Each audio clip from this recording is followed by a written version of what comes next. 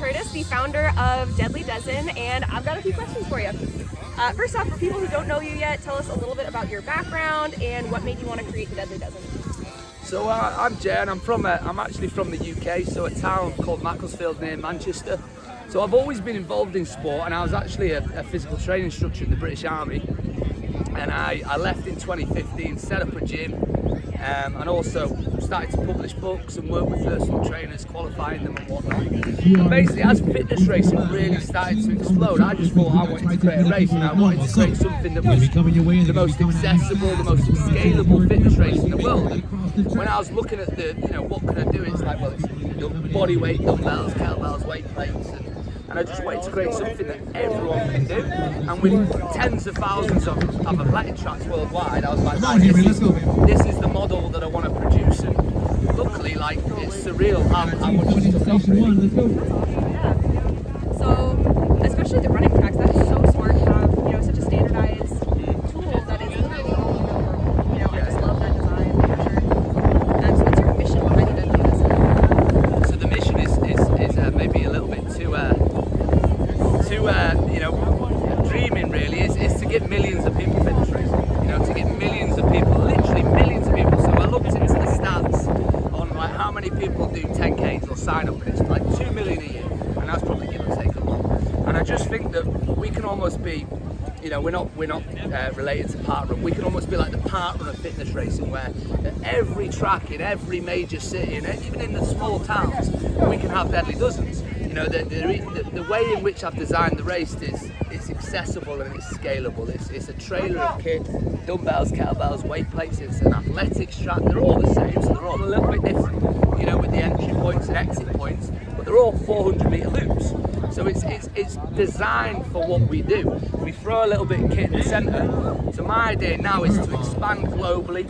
We've had Cape Town today in South Africa. Obviously, we're here in Texas. We've got Australia in May. So yeah, it's literally get as many people fitness racing, especially the Deadly Dozen, as we can basically, and get them enjoying it. Having fun while doing fitness. That's the key, really. Oh yeah, awesome. So I know you've mentioned several times, and on the website too, you mentioned accessibility is like the biggest key feature. So what made you choose these 12 specific workouts? Is that mainly?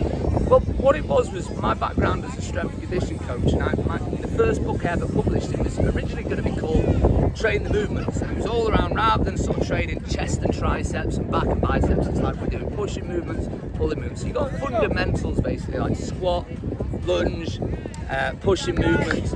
So what I wanted was, I work with a lot of youth athletes, and I sort of thought, right, well, what movements are the fundamentals that I do with either a beginner or a youth? So it's like bodyweight squat, and then it's goblet squat with a kettlebell.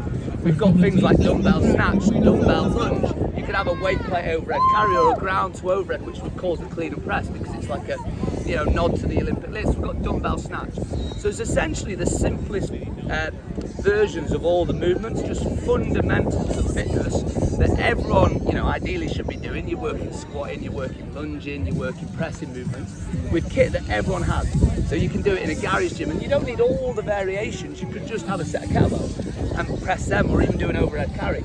And that was the idea, that you literally can do it anywhere in the world, regardless of sort of like economic state or anything like that. Just a basic weight, and you're good to go with it.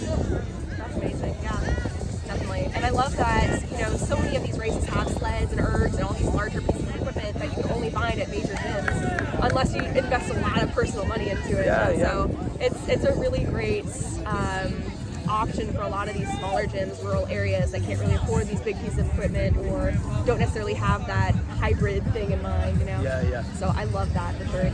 No, I appreciate it. Yeah. What is so you have multiple different variations of the Deadly Dozen, whether that's track, strong, air bike, all these different ones. What is your favorite, and what do you think is the hardest one? Oh wow. Right, so I've done all of them actually. So it's I think ultimately my favourite as a whole is the main event, which is track races. It's always going to be the main event. However, my favourite one to do is probably like erg 2, which is where you jump between, because the beauty of the Deadly Dozen is we have no specialist kit, so the run can be God, which is the strong, or it can be Deadly Row, Deadly Ski, Deadly Bike, deadly air bike, and obviously you can mix between the different ones. So the erg 2 is where you do a labour, you know, and then you row to start, then you do a labour, then you ski, then you do a labour, then you bike, and it's very varied. So to me, it's a very enjoyable workout. It's so varied, and it's really fun to do.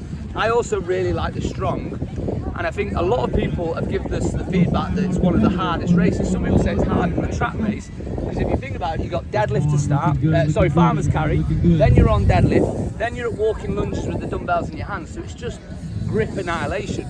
So I would say that I still think the track race is the hardest, but I think you've got a lot of feedback from people saying that like strong and erg are hard. So erg 1 is you do a mile, so it works out, it's 4.8k on the track, it works out the same distance, 4.8k. A mile ski, so 1.6k, sorry, row, a mile ski in the middle and a mile bike to finish. And that mile ski in the middle after you've done the 6 labours is horrific. So I do think that's one of the hardest. Yeah. A mile ski in the middle is horrible, 1.6k. Yeah, oh for real. Yeah, I did the Deadly Strong as a sim before this, just to get the whirl at my gym, and it totally laid me out for like a full 2 days. It was rough. Yeah, it's reps. Rep central, yeah. Definitely. So I'm thrilled that this is finally in the US, and I'm super stoked to see where this will go in the next few years. So I really appreciate it. Like I say, the support that I've been given so far has been surreal. Like, I can't even put words to it, because it's just come up with this idea. Thought it was here's a good idea. It's a nice race. It's a good experience, and the response that we've had is just phenomenal. So thank you guys, and thank everyone here today that's supporting it. Yeah, that's the backbone of it all. Yeah, well, thank you for coming and talking. No with me. worries. Thank you very much. Cheers, guys. Cheers.